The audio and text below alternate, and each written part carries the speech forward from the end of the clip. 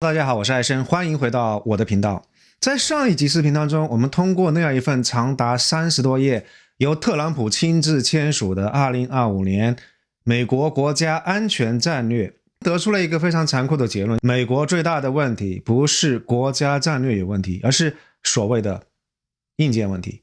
也就是說，不是軟件出了問題，而是它的硬件崩了，人口結構失衡，社會撕裂，工業基金丟失，否決政治泛濫，讓這個曾經的巨人患上了非常嚴重的自身的免疫系統疾病。那既然身體不行了，美國的選擇就只能是戰略收縮。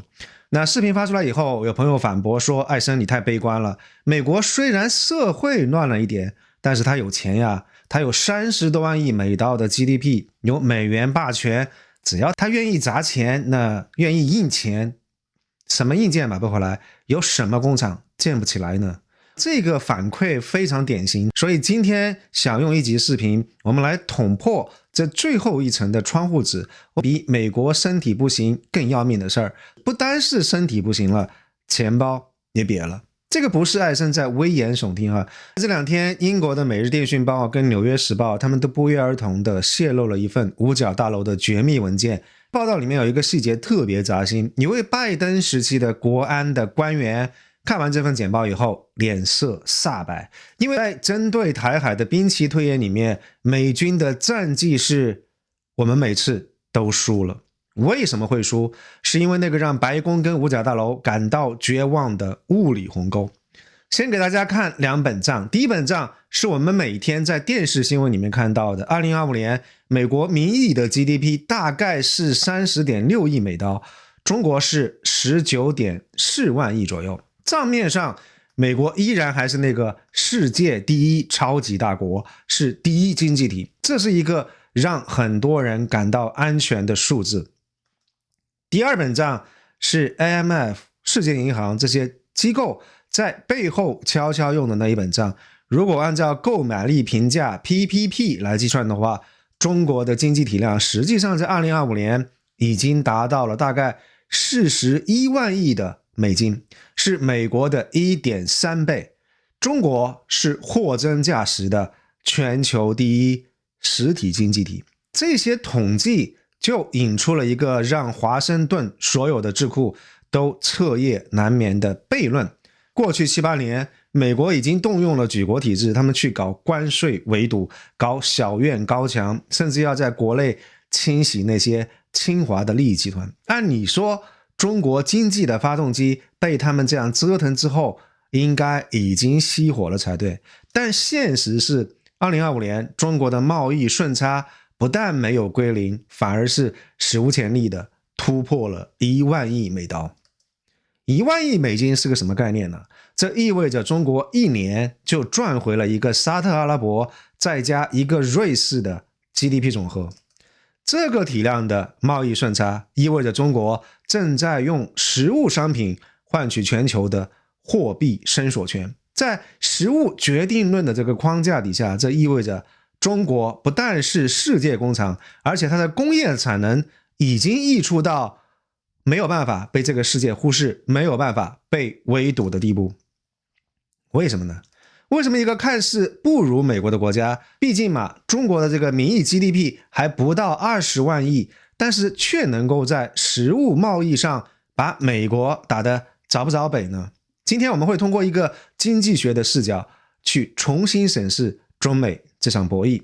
你將看到的不僅僅是兩個國家的競爭，這實際上是兩個平行宇宙的對撞，一個是建立在美元契約跟名義價值上的賬面帝國，而另外一個是建立在鋼鐵產能跟物理法則上的實物帝國。當我們看到這個硬件受損、身體虛弱的美國拿着這樣一本虛高的賬本，想要去硬碰硬中國這樣一個被低估了實物產能的國家的時候，台海的結局其實早就已經注定了。要理解所有的這一切，我們不能夠只看冷冰冰的數字，其實關鍵在於人。NSS 文件有一句非常痛心疾首的懺悔：我們的精英把極其錯誤跟具有破壞性的賭注全都壓在了全球主義上，掏空了作為美國經濟跟軍事優勢基礎的中產階級跟工業基礎。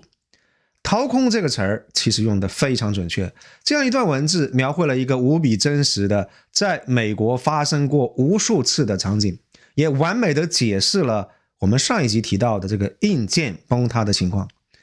舉個例子，在某個廢棄工廠所在的美國小鎮，有一個55歲的工人叫老約翰。80年代的時候，這樣一家工廠三班倒，他的父親就曾經是這裡的工長，靠着這樣一份薪水，他們家買了大房子，把他送進了大學。那個時候美元是實打實的購買力，因為它背後支撐的是這座工廠噴出的鋼水。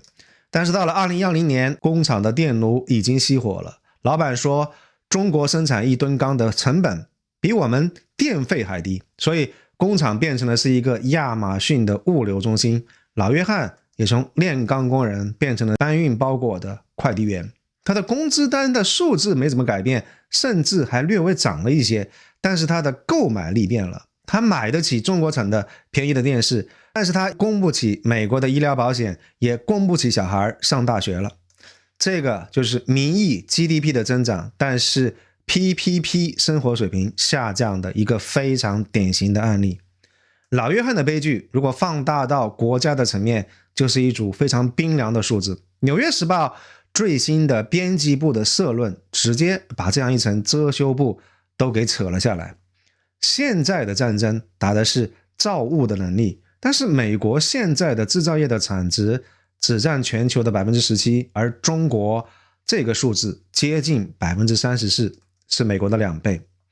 更可怕的是人力。NYT 披露說，未來10年美軍光是為了滿足潛艇的建造需求，這裡還沒有算航母跟其他，光是潛艇的建造需求就面臨14萬造船工人的缺口。各位，14萬個熟練的焊工跟鉗工，這個不只是錢到了位就能夠解決的，因為培訓一個熟練的焊工需要3到5年，但是華爾街的算法等不了3年。現在美國的年輕人他們也等不了3年，他們都在 TikTok 上面刷視頻，他們在搞金融，誰會願意去造船廠吸粉塵打螺絲呢？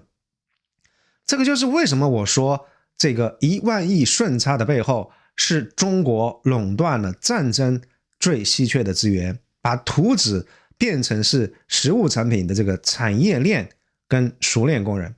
我們再把鏡頭切換到地球另外一邊，中國某個沿海城市，一個外貿企業的老闆老陳，2000年的時候他賣襪子和襯衫，他賺的是辛苦錢。2010年他開始做家電跟家具，而到了2025年，他的工廠全是國產的自動化機器人，他在賣電動車、光伏板跟儲能的系統。但是老陳很焦慮，因為他雖然賺了越來越多的美元，但人民幣的匯率這幾年一直非常穩的保持在 7.1 左右。我們把這2個故事加在一塊兒，美國他們是在用高股的美元去購買中國的實物產能，這個讓美國的 GDP 的數字看上去很好看，因為消費佔了大頭，但是讓美國的社會硬件，比如說熟練的工人、產業鏈跟工業組織，這些都徹底壞死了。而中國呢，是在用低估的人民幣去購買全世界的資源跟訂單，這個讓中國的名義 GDP 看起來沒有那麼嚇人，但是讓中國的社會硬件，比如說全產業鏈工程師的紅利，被鍛鍊成了世界上最高效的戰爭機器，但是也讓中國的年輕人內捲到不行。所以我們看到美國 NSS 2025這份文件最精彩的地方在於，他用數據承認了對於中國的圍堵是徹底失敗。2017年，中國對於美國的直接出口佔其 GDP 的 4%， 但是現在這個數字已經降到略高於 2%。但是大家注意這個但是，中國對於低收入國家，也就是人均 GDP 是 1.38 萬美金以下的這些國家的出口，在2020到2024年間翻了1倍。中國對於這些國家的出口額現在是對於美國出口額的將近4倍。這句話什麼意思啊？這說明美國發動的關稅戰就好像是在河流的中間築了一道大壩，美國以為大壩能夠擋得住水，但中國這樣一股浪潮並沒有停，而是改道了。它流向了墨西哥，流向了越南，流向了中東跟非洲，在這些地方，這些中國的零件被組裝成墨西哥製造或者是越南製造，然後繞過關稅牆繼續進入美國。所以 NSS 這份文件氣急敗壞地說，美國正在從中間商那裡間接進口中國商品，包括墨西哥。現在我們進入本期視頻當中最硬核的部分，我們一直在說人民幣被低估了1/3，這個到底是怎麼樣做到的？為什麼市場沒有能夠自動糾正這個匯率的問題？這背後其實是中國央行在玩的一手金融太極。大家可以想象一下，2025年1萬億美元的順差砸進中國，按理說匯率應該飆升到1:5，甚至是1:4，對不對？如果匯率升了，那中國商品出口的優勢也就相應降低了，那順差也就消失了。這個是西方經濟學的一個教科書邏輯。但是中國央行做了一個反向的操作，它在市场上持續買入這1萬多億美金，它拋售人民幣。那這個時候市面上人民幣變多了，通脹要來了怎麼辦呢？央行再出一招冲銷，它通過發行央行的票據，提高銀行的存款準備金率，把剛剛發出去的這些人民幣又收回來，鎖在籠子裡面。所以這一整套組合拳的結果就是，第一，美元被國家收走了，變成了3萬億、4萬億的外匯儲備，也就是其實變相變成是美國的國債，它收購了黄金跟礦山等等。第二個就是國內市場上的人民幣的數量保持相對的穩定，通脹沒有起來，甚至有一點通縮。第三個最關鍵的就是人民幣對於美元的匯率被人為的锚定在 7.1 這個比較低的位置。美國 NSS 文件第21頁非常憤怒地指責說，這種操作是掠奪性的經濟行為。但是在中國看來，這個其實是在用金融手段為實體經濟修築護城河。所以這個也導致了一個經濟史上的奇觀，就是中國生產了全世界30%幾的實物商品，但是卻只拿走了全球名義 GDP 的18%，而中間那個巨大的差額，那個消失的12%去了什麼地方呢？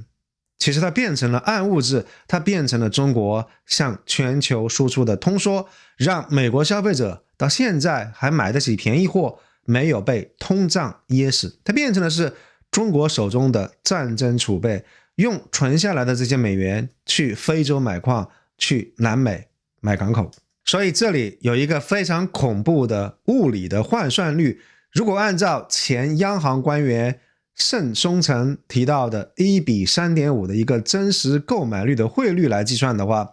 中國的名義 GDP 不再是19萬億美刀，而是瞬間跳升到了將近40萬億美刀。這也就意味着中國的經濟體量實際上已經是美國的 1.3 倍。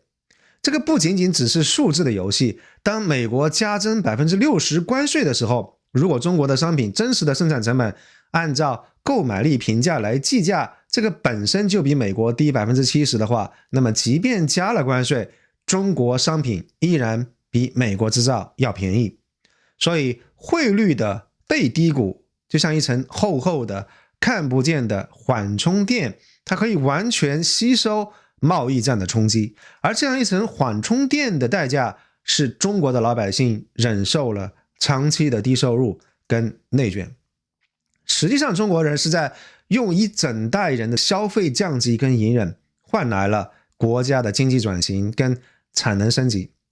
最近很多人在解讀電影《芳華》這個事情的時候啊，爹味十足，他教訓現在的年輕人不懂當年文革的破壞性。但其實大家並不是在懷念文革，而是對於現狀的不滿跟發洩。這裡的核心情緒不是懷舊，而是絕望與破壞欲。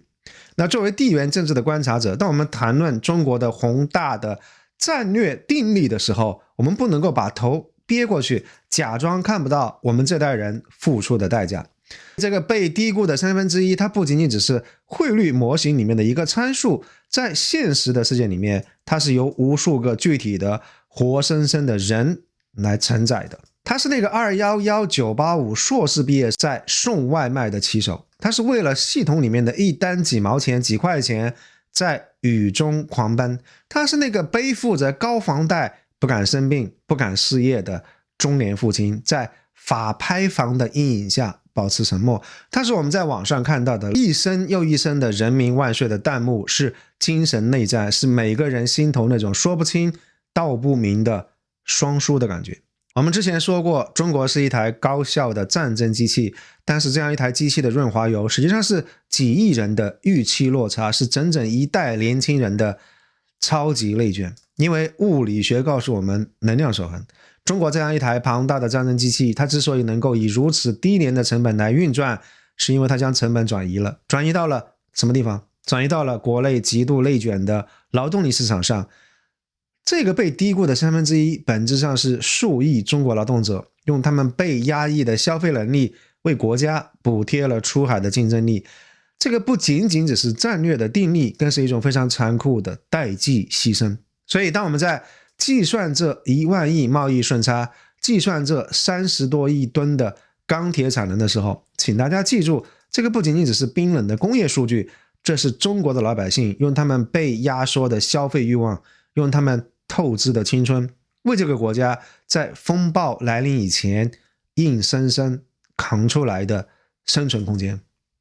所以請給國內的兄弟姐妹多一些共情，大家沒有愚蠢到搞不清楚极左的文革的危害，大家只是需要一個情緒的宣洩出口。用一個更加直觀的比喻，就是假如你在國內掙1萬塊錢人民幣，按照購買力評價來計算，你的生活質量相當於美國人掙3000美金，但是按照名義匯率來計算的話，你的1萬塊只能夠換1400美金。那麼對外貿易的結果就是，你用生活水平3000美金的這個勞動力，卻只拿到了名義匯率意義上的1400美金的貨幣收入。所以可以想象一下，如果我們在上海跟紐約同時建造一座同樣的工厂，在中國水泥、鋼材、電力、熟練工程師的工資如果換算成美金，只有美國的30%到40%，這也就意味着，當我們在統計 GDP 的時候，中國生產同一個工業單位所創造的 GDP 數字只有美國的一小部分，但是物理上這個東西卻是同樣被制造了出來。在這裡我想引用一位 IMF 資深經濟學家的一個私底下的判斷，他說我們都在犯下一個巨大的錯誤，我們在用和平時期的這個 GDP 去衡量對抗時期的国力。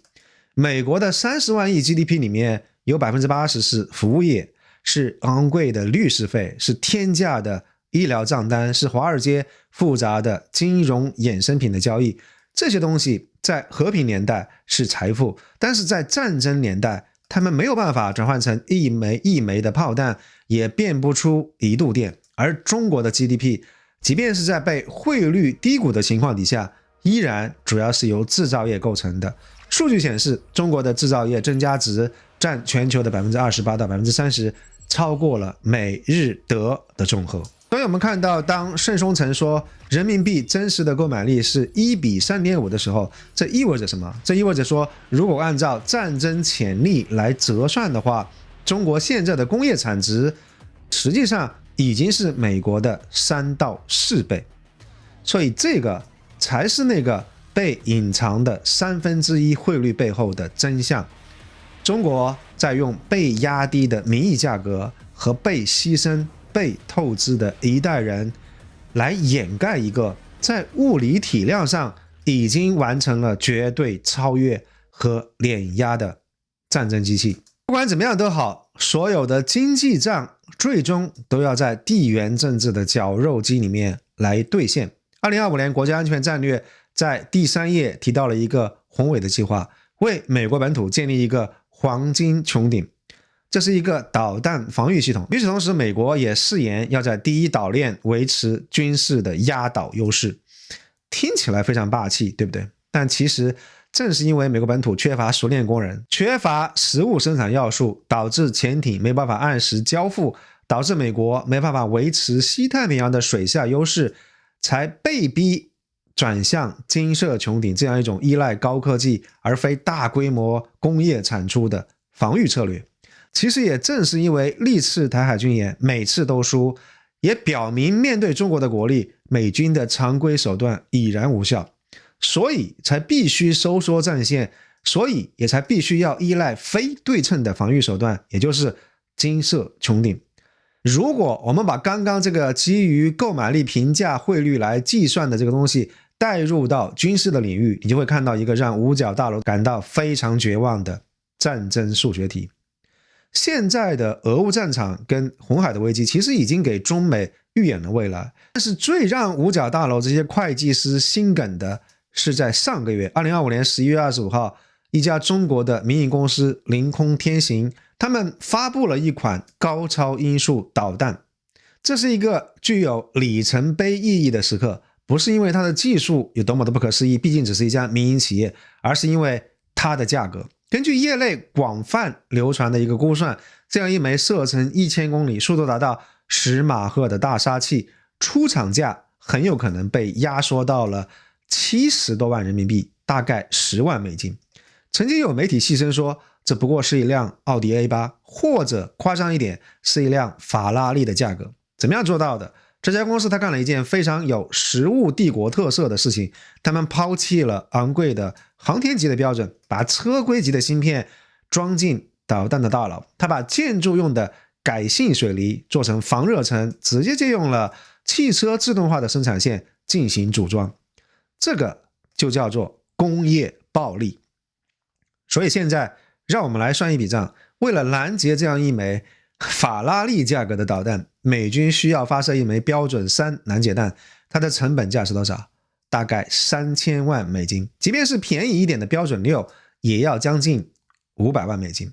10萬美刀對3000萬美金，這個不僅僅是300倍的差價，這是一個讓任何防禦系統都會瞬間崩塌的交換比的黑洞。那如果攻防的成本比達到了1:300，那麼 NSS 文件裡面所謂的黃金穹頂就不再是一個有效的保護伞，而是一個用來快速抽乾掉美國國庫的抽水機。中國不需要追求百發百中，只要維持這樣一種汽車產線造導彈的一個低成本的運轉，用1萬枚總成本不過10億美刀，大概率也就是美軍一艘驅逐艦的錢，就能夠逼迫美國耗盡未來10年的軍費預算。那正如 NSS 文件第14頁他們不得不承認的那樣，低成本導彈與防禦他們所需要的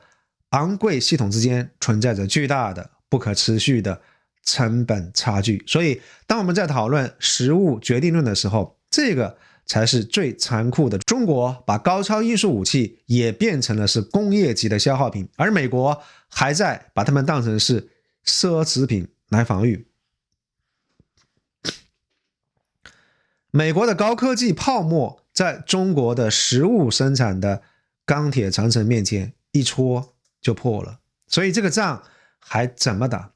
在這份洩露的五角大樓文件裡面，美軍最引以為傲的福特號航母造價高達130多億美金，但是在兵推裡面，通常在幾分鐘之內就會被擊沉。為什麼？因為中國擁有大概600多枚高超音速導彈，比如說鷹擊17，速度能夠達到5倍到8倍的音速，而美軍目前實戰部署的高超音速導彈的數量是多少呢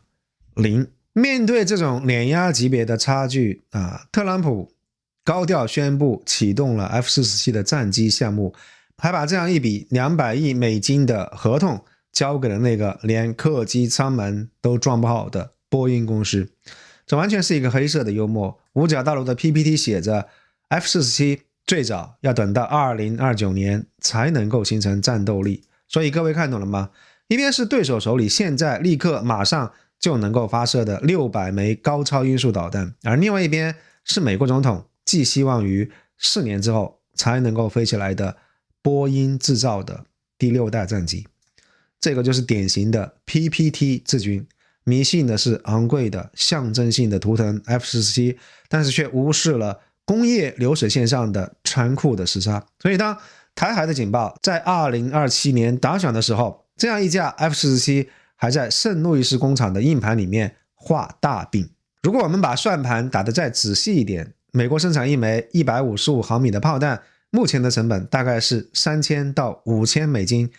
如果是在擴產的初期，這個成本甚至還會更高。而中國同類產品的這個成本，依托全產業鏈的優勢，可以壓到$500到$800，這也就意味着在基礎火力的投送上面，美元的購買力只有人民幣的1/5。事實上，俄羅斯虽然它的名義 GDP 僅僅相當於中國的廣東，但是因為它的 GDP 的構成當中包含了大量的能源糧食軍工生產等等食物的產能，因此能夠支撐俄羅斯長期的戰爭消耗，這個也是來自於俄烏戰爭的其中一個證據。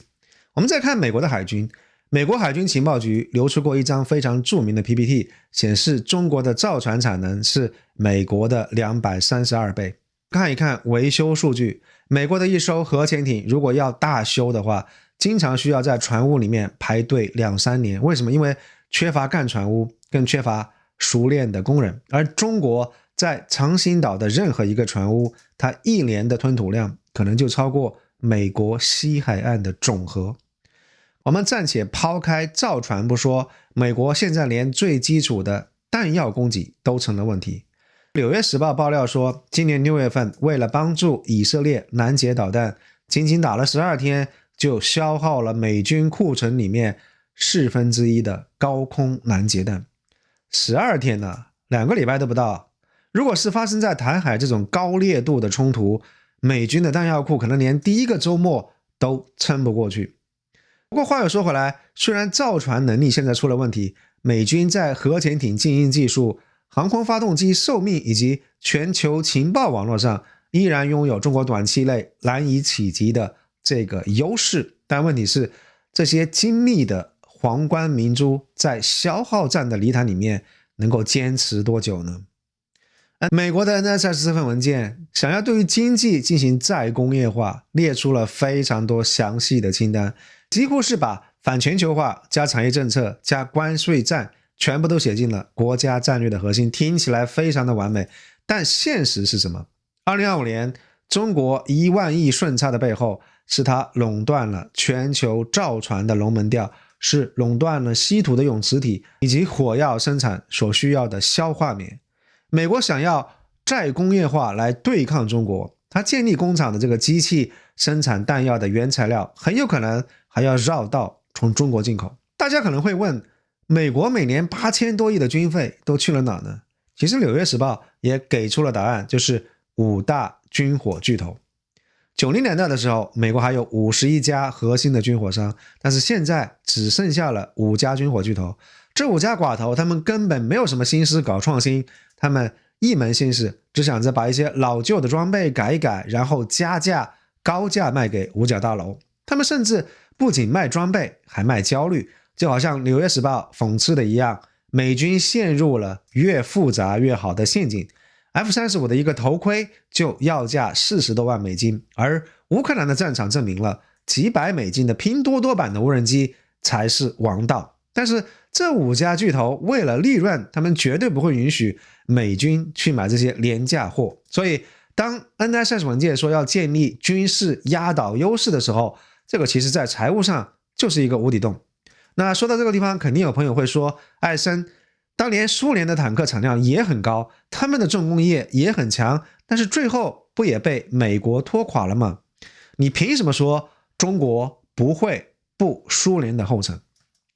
其實這是一個非常常見也非常致命的誤判。中國跟蘇聯有一個本質的區別，因為蘇聯的坦克是計劃指令造出來的，它的 PPP 是內部記賬的，是吸血的黑洞，但是中國的購買力評價是經過全球市場殘酷廝殺驗證過的。那不管是比亞迪、大疆還是華為，他們首先是在商業市場上擊敗了西方的對手，賺到了真金白銀，然後才是轉化為國家的戰爭潛力。這個也就意味着中國的軍工產能具有自我造血跟商業迭代的能力。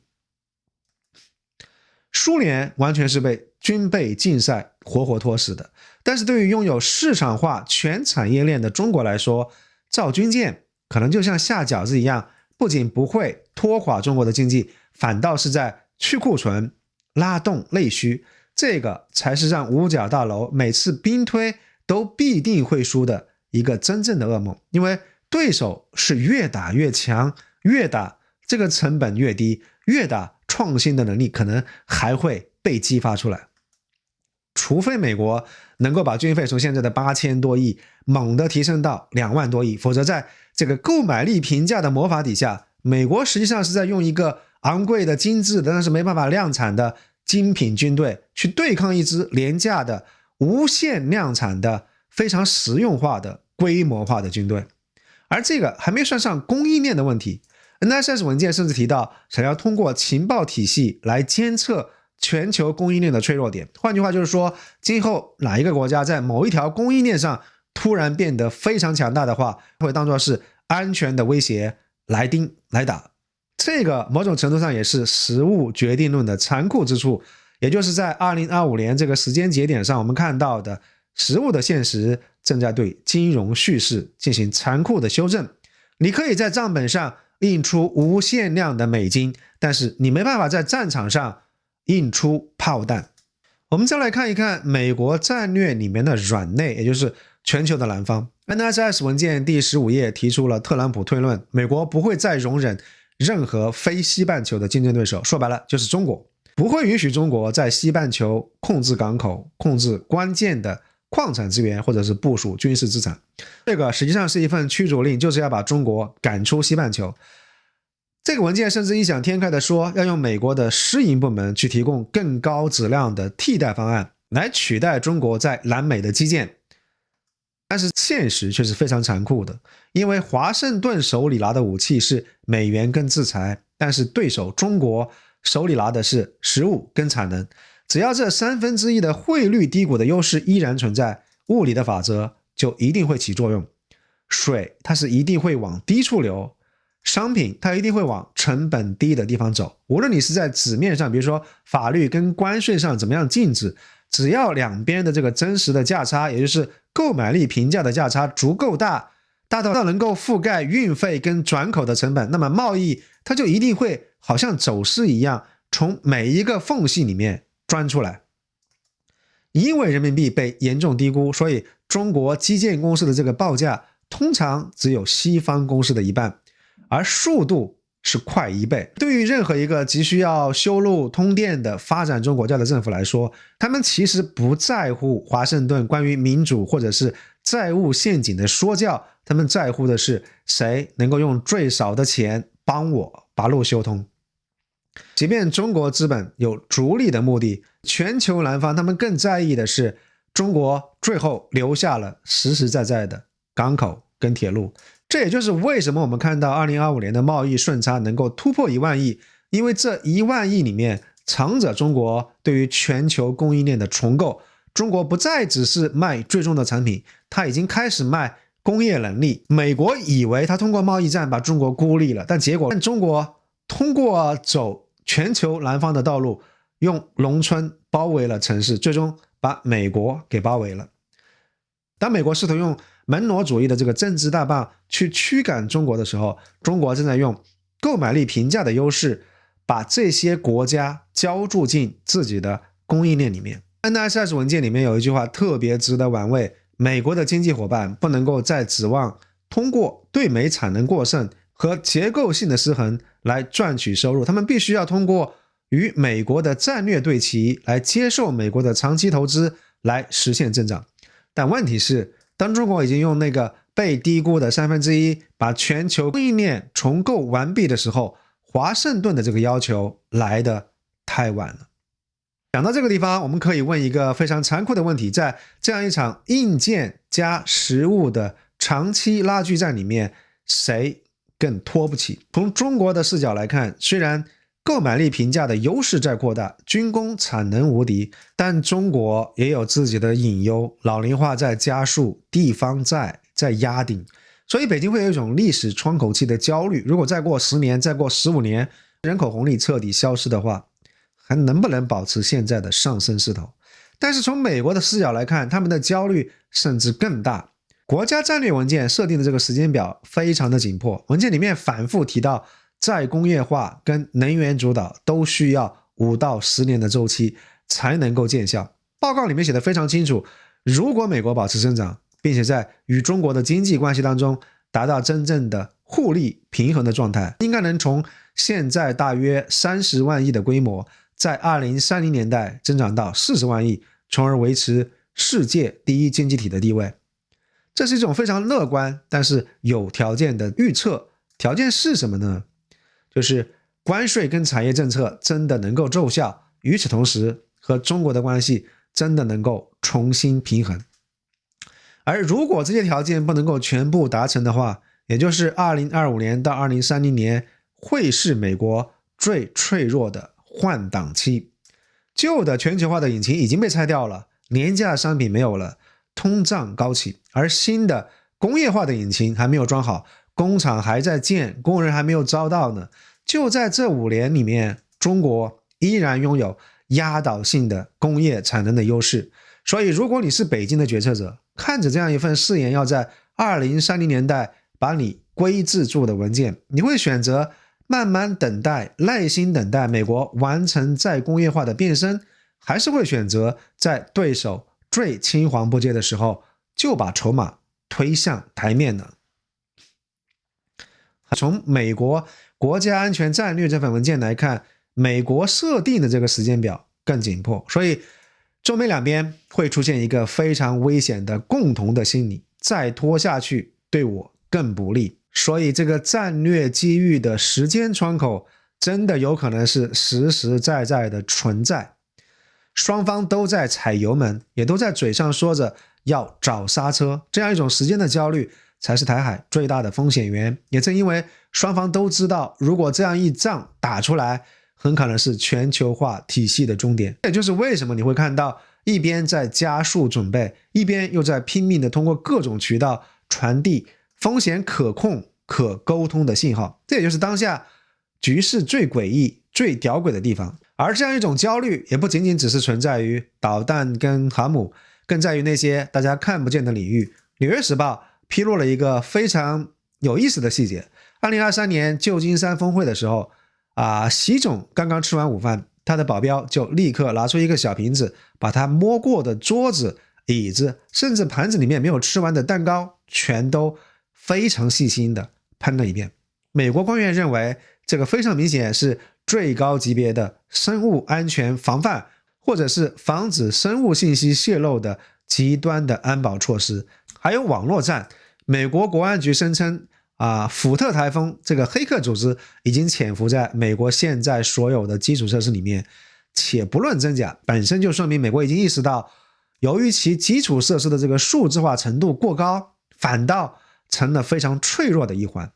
或許真正的戰爭開始那一刻，美國本土的燈光就已經熄滅了。所以讀完這份2025年美國國家安全戰略，我的腦海裡面浮現出一個畫面，華盛頓看着左邊的屏幕，手裡握着名為民意與美元的籌碼。他們相信只要賭場是他們家開的，只要民意的 GDP 還在增長，只要英偉達的市值還是一個天文數字，他們就依然擁有定義這個世界的權利。這個是一種基於紙面的契約與定價的權利。而北京看着右邊的屏幕，手裡握着名為食物與產能的底牌。他们相信當風暴真正來臨的那一刻，能夠生產抗生素、鋼鐵跟芯片的人將會擁有最終的解釋權。這是一種基於物理與生存的權利。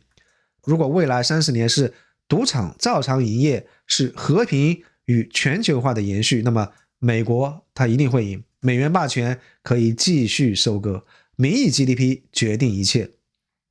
但是如果最壞的情況發生了，如果燈光熄滅了呢？當福特颱風切斷了電網的時候，當台海危機導致全球貿易停擺的時候，這個也就是賭場關門的那一刻，所有的籌碼會瞬間歸零。世界的底層操作系統正在從美元的版本悄悄被強制更新為實物的版本，這個才是人民幣被低估1/3背後的終極的真相。它不是弱點，它是中國為那個系統更新的時刻，為那個燈光熄滅的時刻積攢的可怕的戰略儲備。我們面對的是一個在賬面上依然是第一，但是在實體跟肉體上都面臨衰退的舊的帝國。